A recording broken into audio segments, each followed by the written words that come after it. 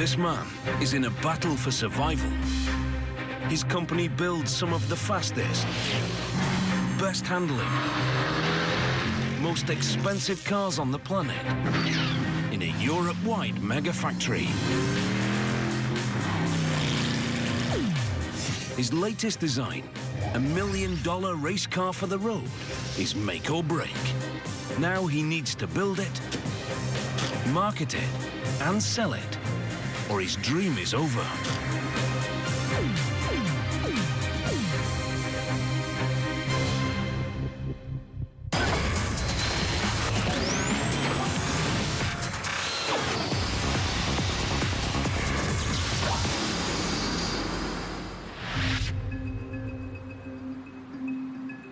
The Gumpert Apollo.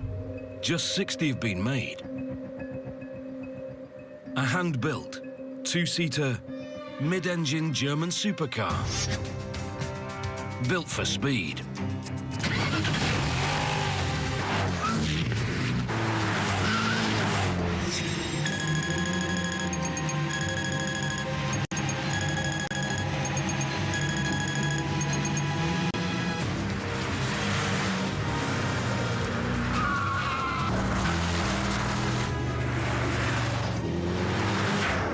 It's more competitive race car than road car.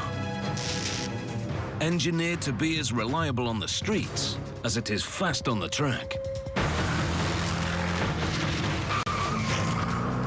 This car is really, really extreme. To be honest, this is a race car with number plates.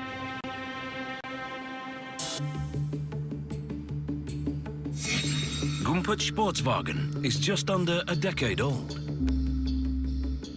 The brainchild of this man, Roland Gumpert.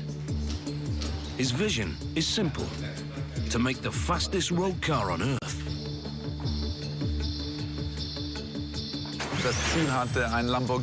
The aim was to beat Lamborghini, Ferrari, Porsche, everything that's out there. But even with race car performance, Roland Gumpert wants his cars to be reliable enough for daily use on public roads. The idea behind the Apollo was, I take the car, I can drive it from the factory to the racetrack. I'm in the same league as the racing cars, and maybe even faster than them.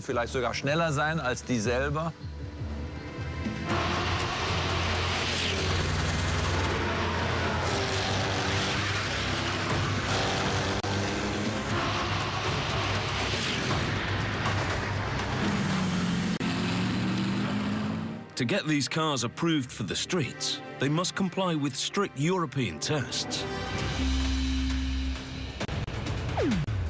I must never ever forget that I'm developing a road-legal car. We run crash tests, emission tests, child protection tests, side impact tests, pedestrian impact tests. We've fulfilled the lot.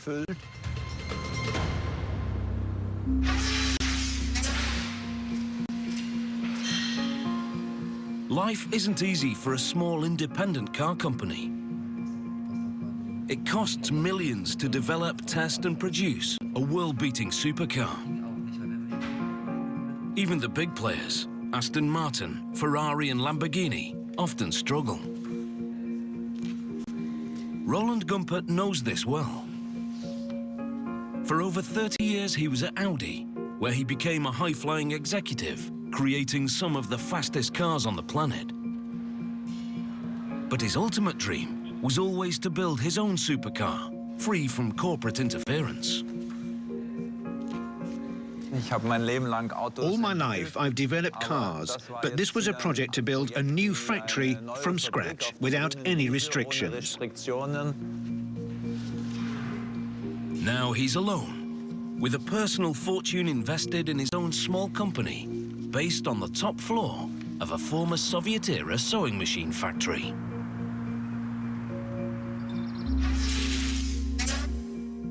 180 kilometers south of Berlin, in the town of Altenburg. All Gumpert's cars are made here. by just 40 full-time staff. And that includes the cleaner. The entire company is crammed into an area not much bigger than an Olympic swimming pool.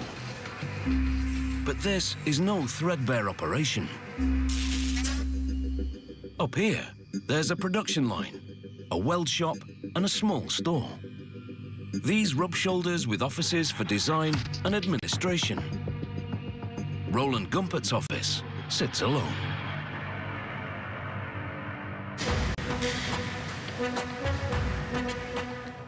This might not be the megafactory you think of when imagining where a supercar like this might be built. But for production manager Mark Fritscher, it's the perfect location. It's relatively easy to set up production here. It's less expensive than other sites in Germany. And above all, there are some very highly qualified personnel in this region. Porsche and BMW have factories just up the road, so skilled auto technicians are plentiful. The Apollo is a highly engineered machine that requires skilled and passionate people to build it. A single person can never develop an entire car. One always needs a team. And a team spirit creates new ideas, and that's the beautiful thing about it.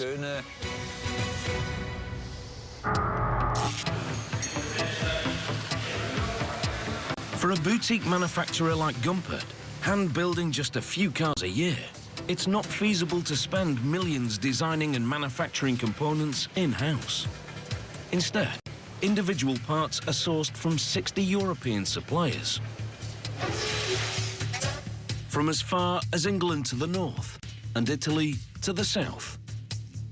The company exists as a Europe-wide megafactory, with the Altenburg assembly plant at the center of this web. It's an impressive feat of logistical organization. This is the ultimate just-in-time bespoke build. Of course, at the beginning, lots of people laughed at me. It'll never succeed. But thanks to God, or with a lot of luck, I managed it. It hasn't been plain sailing. To build the right car in the right way is only half the battle. The other is to sell it. And the last few years have been tough, as Bastian Schiefer, head of marketing, knows only too well.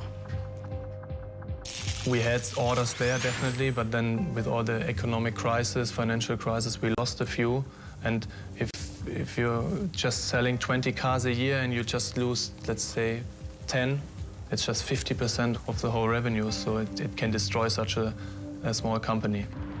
The company almost went bust in 2010. Only money from investors saved Herr Gumpert's dream. There were so many incredible low points. We were at rock bottom, underwater. We were drowning. But we still managed to swim free, up to the air. And we're still here today, and we'll be here in future. I'm absolutely certain of that. It's still a precarious existence, where every sale is vital. To generate noise in the crowded supercar market, the company's planning a new $1 million Apollo. Weight will be reduced, power will be increased, and it will only be available in moody black. This will be an Apollo with its aggression turned up to the max. And to capture this bad boy attitude, it will be called the Enraged. It has more horsepower, it has a better gearbox, it has better cooling, so it will even beat the normal Apollo on the road and on the racetrack. To catch the world's attention, the plan is to launch their new flagship at the world's most prestigious car event, the International Geneva Motor Show.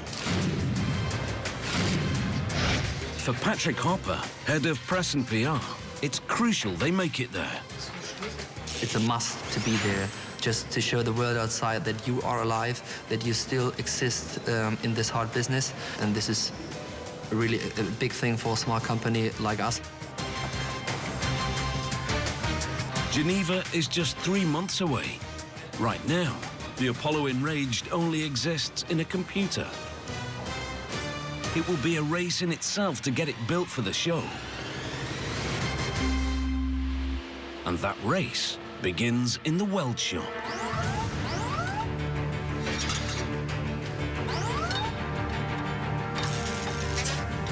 Like every Apollo, the Enraged starts life as 211 separate chrome moly steel tubes.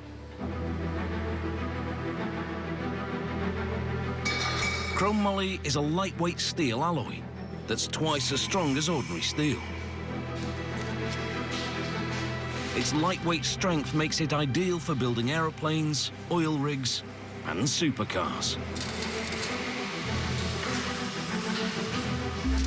The tubes are laser cut and welded together to form a space frame, the structural core of the car.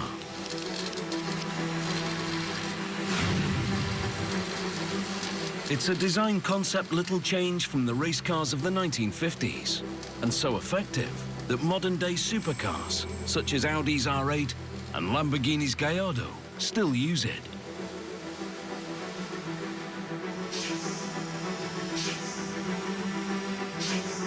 The Apollo space frame is built in sections on templates known as jigs. The jigs ensure that each section is built to a precise specification. Accuracy is vital. A tube that isn't perfectly aligned or welded could weaken the frame. A failure at speed would be disastrous. With the main subsections built, they're brought together and welded in one huge mega jig. The whole process takes 2 welders a month.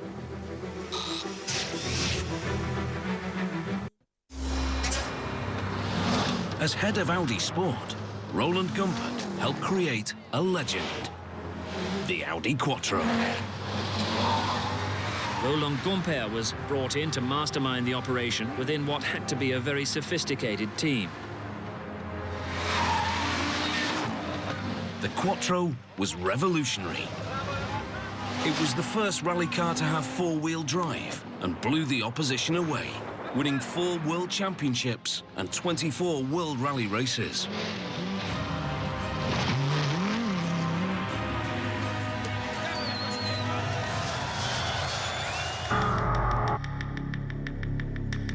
Having beaten the world rallying, Roland Gumpert wanted to win again, on tarmac. He quickly realized that handling was the key. But this time he'd maximize grip using aerodynamics rather than 4-wheel drive. If you have a project and a silly idea in your head, then you have to say, what aren't the others doing so well? Was machen denn die anderen nicht so gut?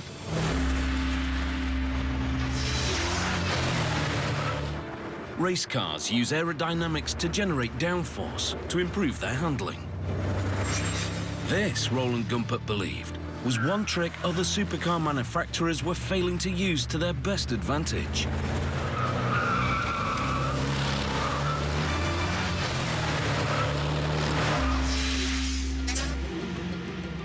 Downforce is the aerodynamic force that can be used to push a car into the ground at speed. It's the exact opposite of lift, the force that allows an aircraft to fly.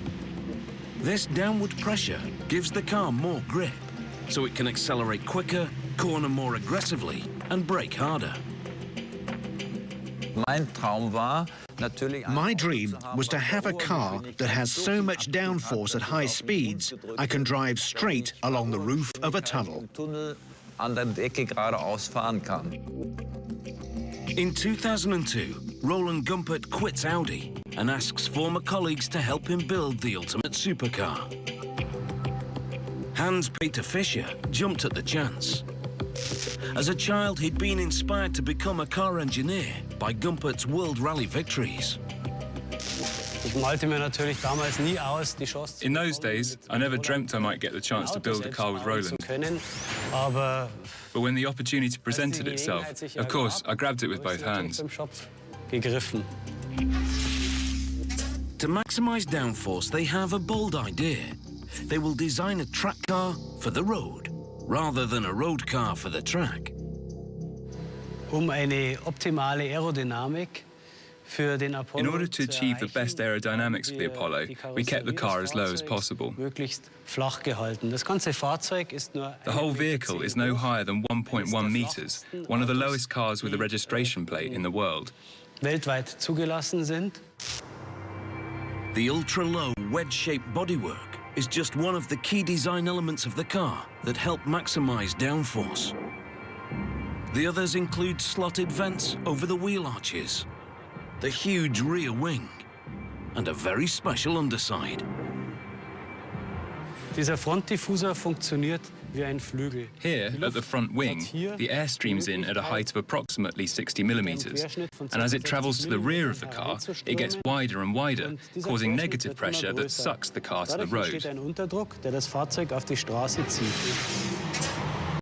As the fast-moving air rushes under the car, the increasing ground clearance from front to back causes a change in pressure that pulls the car to the road. And to keep this low-pressure air flowing under the car, they use an air curtain made by vortex generators.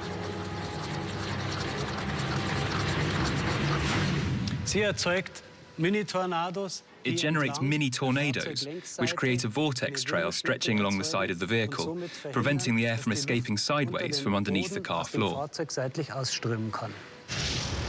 Theory's fine. Now the company has to prove their car can beat the opposition on the track. The Nürburgring, Germany.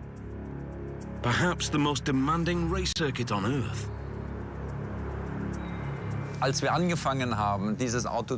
When we started to develop this car, our ambition was to prove that we were the fastest production car on the Nürburgring. The Nürburgring's Nordschleife was the home of the German Grand Prix until declared too dangerous for F1 racing. Now supercar manufacturers use this infamous circuit's Old Northern Loop as a proving ground to show how fast their cars are.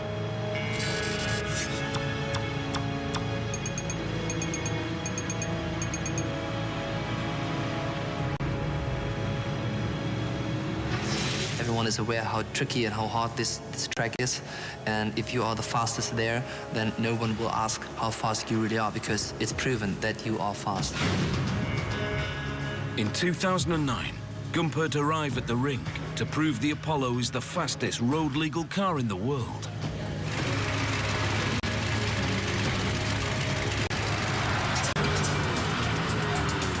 It's a massive gamble. Failure or a serious crash will ruin their reputation. Both are a distinct possibility. Behind the wheel is 26-year-old professional racing driver Florian Gruber.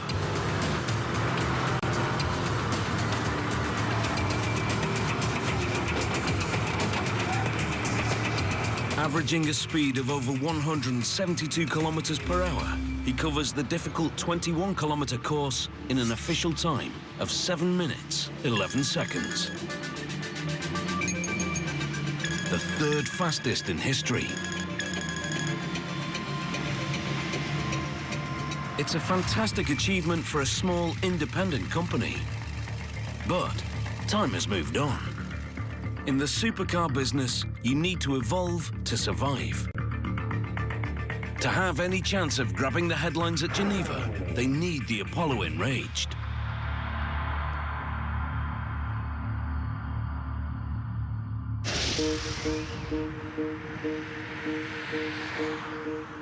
Mark Fritscher, the firm's production manager, is on the road. With Geneva imminent, he must check that the suppliers are on schedule to deliver the parts the Altenburg assembly plant needs to get the Enraged built for the show.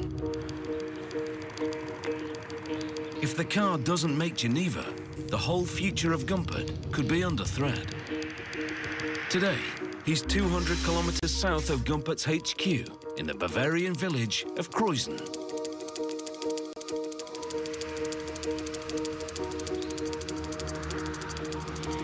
AX Lightness is a world-class supplier of carbon fiber components to the car industry. But as company founder Axel Schneurer explains, it wasn't cars that made their name. It was my hobby, cycling, that led to the first bicycle saddles, manufactured on myself. The business then took off fairly fast. As well as making some of the world's lightest bikes, they also make carbon fiber parts for top race teams and companies such as Mercedes-Benz and Audi. They won the order to make the safety cell and dashboard for the Enraged. This car is a step up in luxury from the original Apollos. The smallest details are important.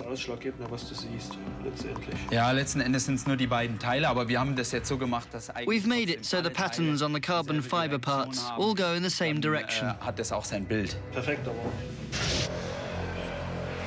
at Gumpert's HQ in Altenburg, the parts are starting to arrive.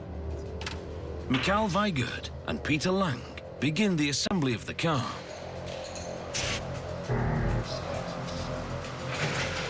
The Geneva Motor Show is less than 2 months away.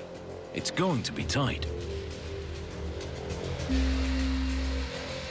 This is the first time they've built an Enraged, and they're totally reliant on the components arriving on time from suppliers across Europe. The safety cell has arrived and has been screwed and glued into the space frame. The 120-litre petrol tank goes in right behind the safety cell, and there's a good reason why it's placed here. To centralise mass.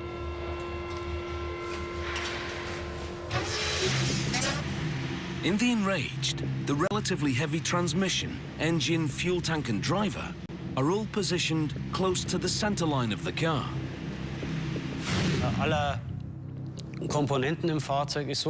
All vehicle components are arranged so that, under all driving conditions, tank full or empty, passenger or no passenger, the weight distribution remains unchanged, ensuring reliability and good handling of the vehicle in any driving situation. Ein zuverlässiges und leicht zu bedienendes Fahrzeug habe. The crash box has arrived from a supplier in Neuburg in Germany and is mounted at the front. It's made of specially engineered aluminium that looks like corrugated cardboard.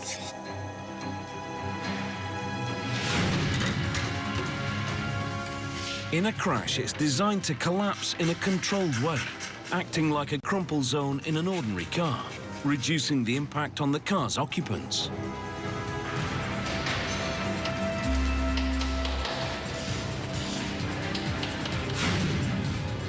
Most standard road cars have just one radiator. Top-of-the-range race cars might have two. This car has three, one of which is mounted inside the crash box because space is so tight at the front of the car. 3 radiators plus an F1-style air intake are essential to cool the supercar's monster engine.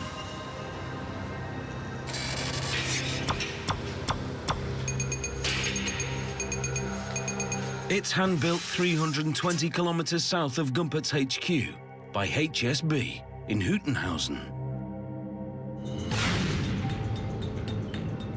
This Bavarian barn is the workshop garage of Karl Hasenbichler, a former champion racing car driver turned engine tuner.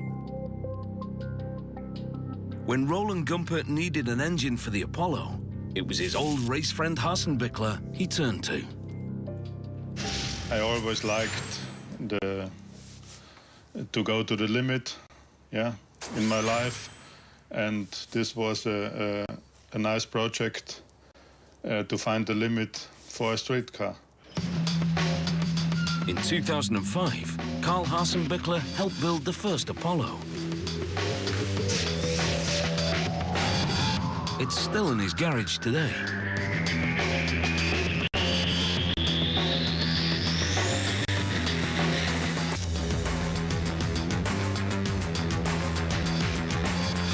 To build a brand new engine from scratch is expensive.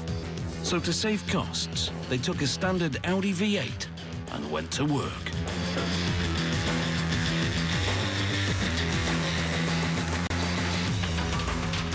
In Audi's RS6, the engine typically generates around 450 brake horsepower. In the first Apollo, they tuned it to 650. For the Apollo Enraged, Roland Gumpert wants much more. Bickler's team pushed the engine to an incredible 780 brake horsepower.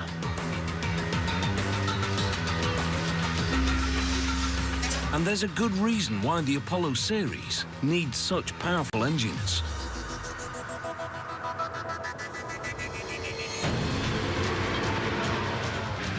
The cars generate large amounts of downforce to increase cornering speeds. But this extra pressure will slow a car down on the straights. Sie müssen sich vorstellen, wir können You have to imagine, depending on the setup and trim position of the rear wing, at 270 kilometers per hour, we can generate up to 1,200 kilograms. Aerodynamischen Abtrieb erzeugen. It's like having a rhino standing on the car roof. The downforce helps improve grip, but the extra weight needs a powerful engine to shift it.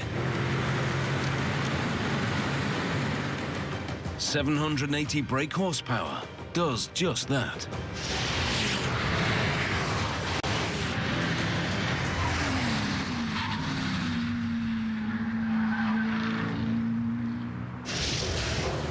Back in Altenburg, at the company HQ where they're building the Enraged for the Geneva Motor Show, production manager Mark Fritscher is feeling the pressure. You have deadlines, so must check for every part. When you have some problems, it's not good. 4 key parts are missing. The car's new black alloy wheels. As a quick fix, to allow them to move the car around the workshop to continue the build, they decide to fit some old silver ones. But these aren't good enough for Geneva. Mark needs to get this sorted, or the Geneva show could be off.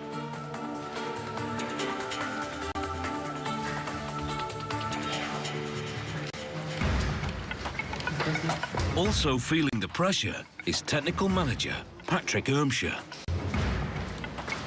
His team has spent months working on the all-new components.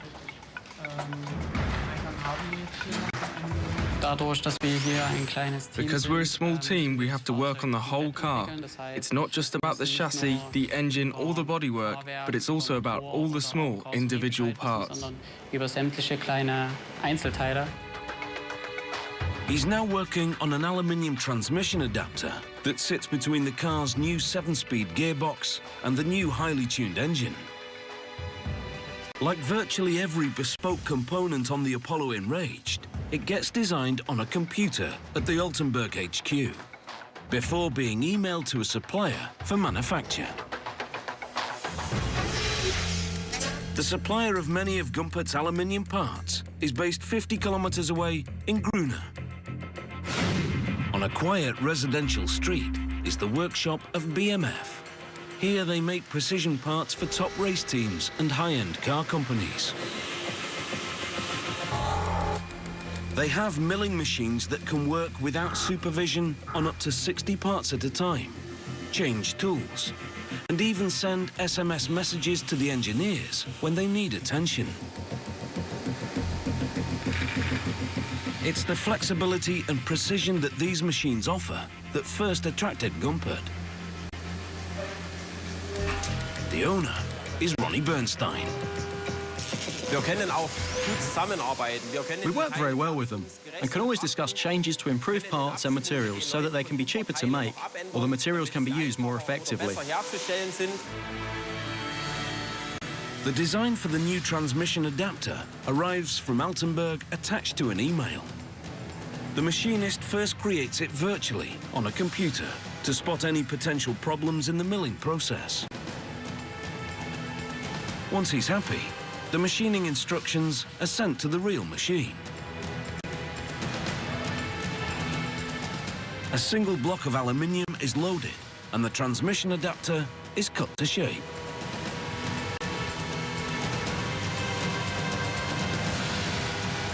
This entire process takes almost 5 hours.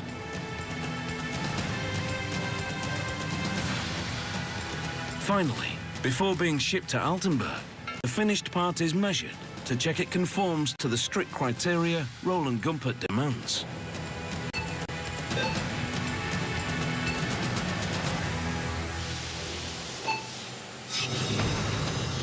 Back in Altenburg, the car is nearing completion.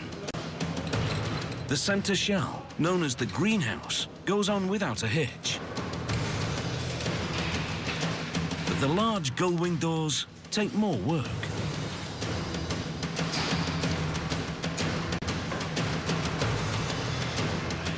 With the doors in place, it's onto the car's interior and the carbon fibre dash from Bavaria.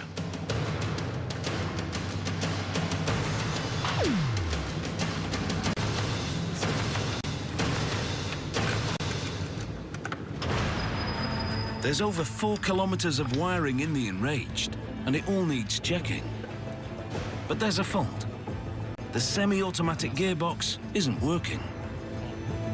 At the moment, we have some trouble to flash the software to the gearbox control unit, and we're thinking that's maybe a problem in the wiring, and this problem we are searching for. With the Geneva deadline approaching, the build goes on. The custom-built Swiss-made $1,600 windscreen is glued into place. The team are careful not to smear adhesive on the glass. It has to be done right first time.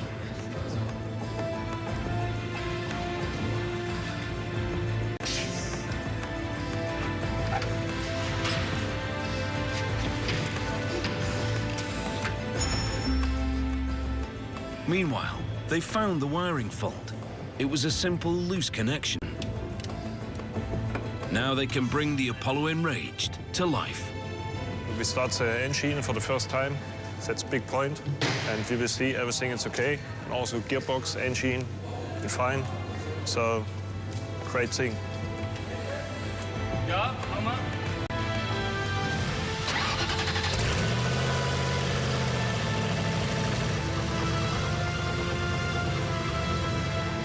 With the engine running fine, the crucial aerodynamic underbody and huge rear diffuser are fitted, followed by the Apollo's F1-style air intake to cool the engine.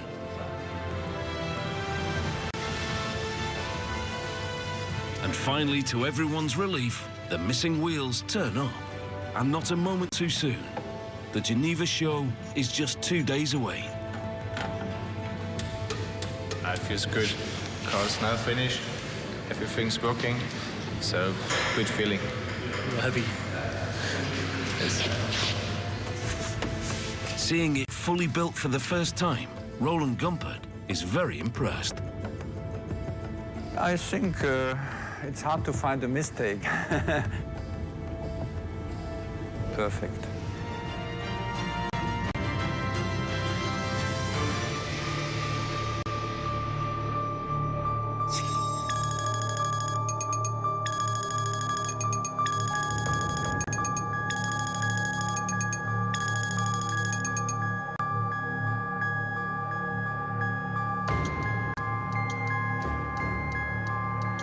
It's taken a huge logistical effort from 60 companies across Europe to get the Apollo Enraged built in record time. But they've done it.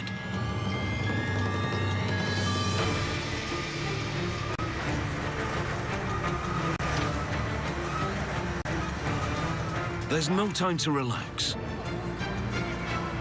In 18 hours, this car needs to be 1,000 kilometers away on the other side of the Alps. In Switzerland, at the 2012 International Geneva Motor Show.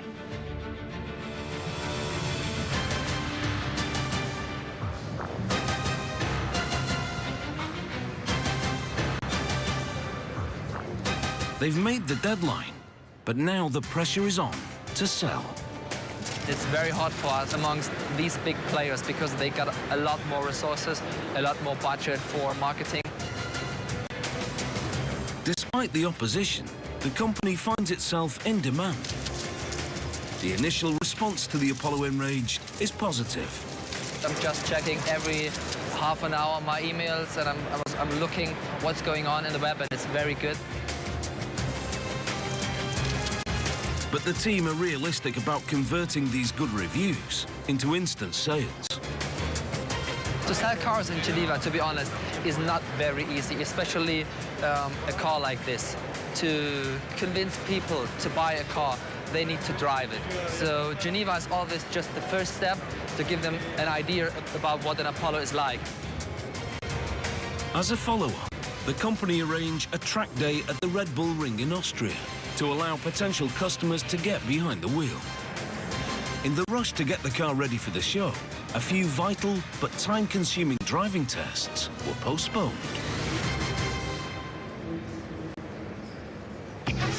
The first of these tests requires a specialist rig back in the Bavarian town of Fichtenberg. KW makes shock absorbers for top race teams around the world, and in their competition workshop, where cameras are never normally allowed, they build the suspension for the new Apollo Enraged.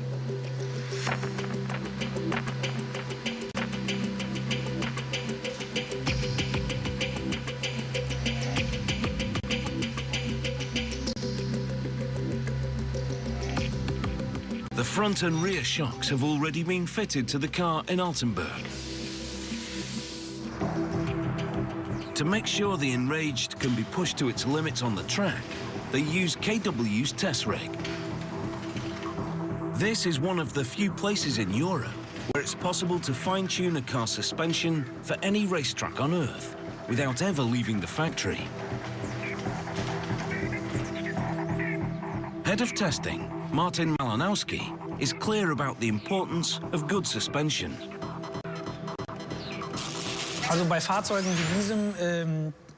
With cars like this, the motor is obviously important, and the aerodynamics.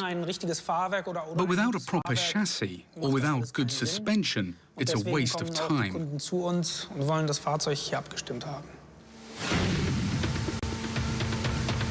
The car is rolled onto 4 steel plates supported by huge hydraulic ramps housed in the room below.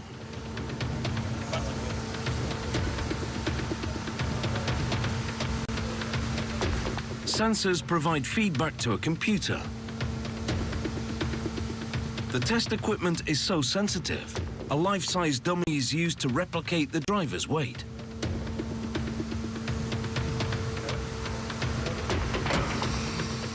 The test begins by vibrating the car's wheels to gain a base level for the suspension's performance.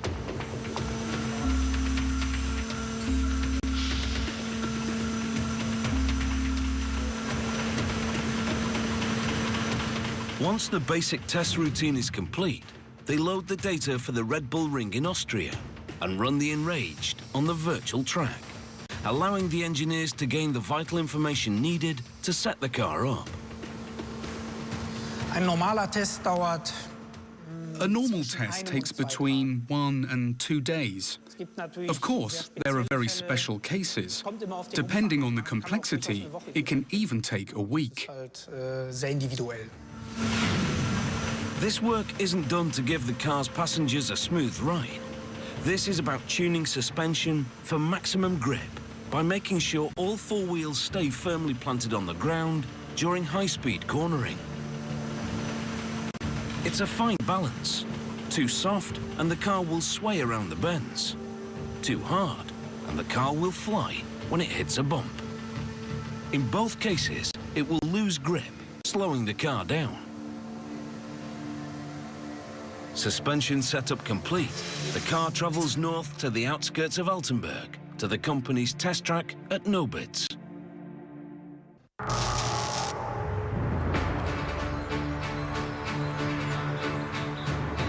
"30 years ago, with East Germany behind the Iron Curtain, this airfield was on the front line, packed with Soviet military jets and troops.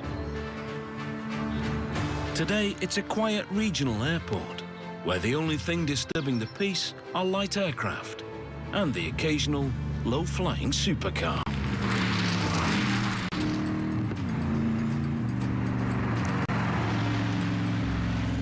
Nico Schnee is the engineer in charge.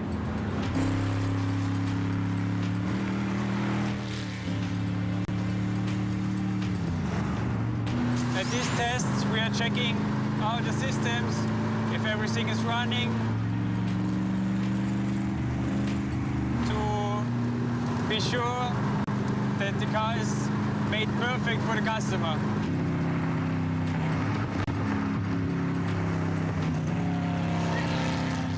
At 1.5 miles long, the runway makes the perfect proving ground. Covers on the front protect the car's bodywork from stone chips, because this car still isn't sold. The tests go on throughout the day, with regular stops to analyze data.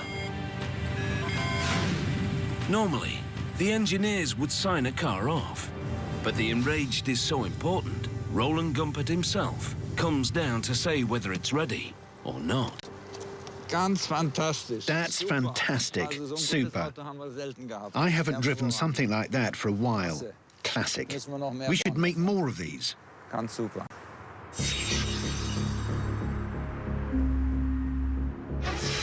Next stop, the Red Bull Ring, Spielberg, Austria.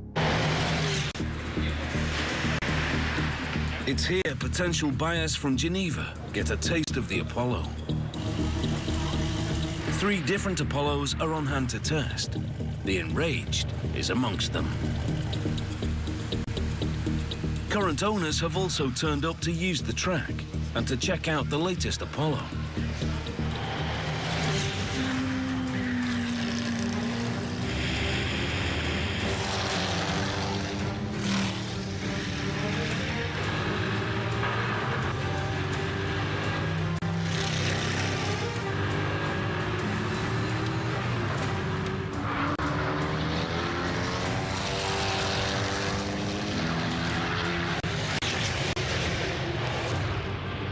While the owners are having a great time, the company's sales team make the most of the short time they have with 3 potential buyers from Geneva.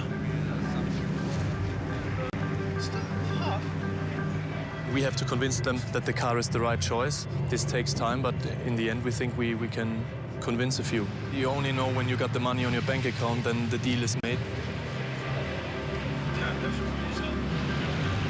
They have a nervous wait, while a prospective owner takes the car for a spin.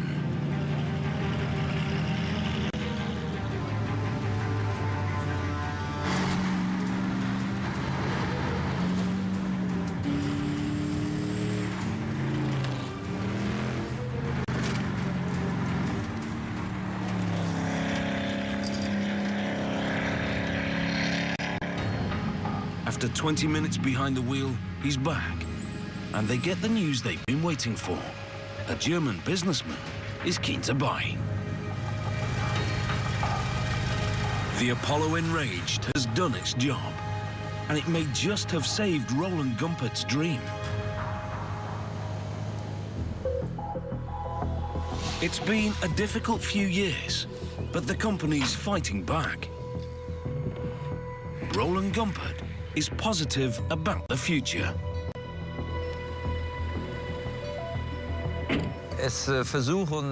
Many people try to build themselves a dream car, but to actually do it and succeed by going into production with a workforce of 40 people, that's extremely rare. Our vision is that in the future, we will be a sports car manufacturer like Lamborghini or Porsche. And be here in 50 or even 100 years. That's our vision.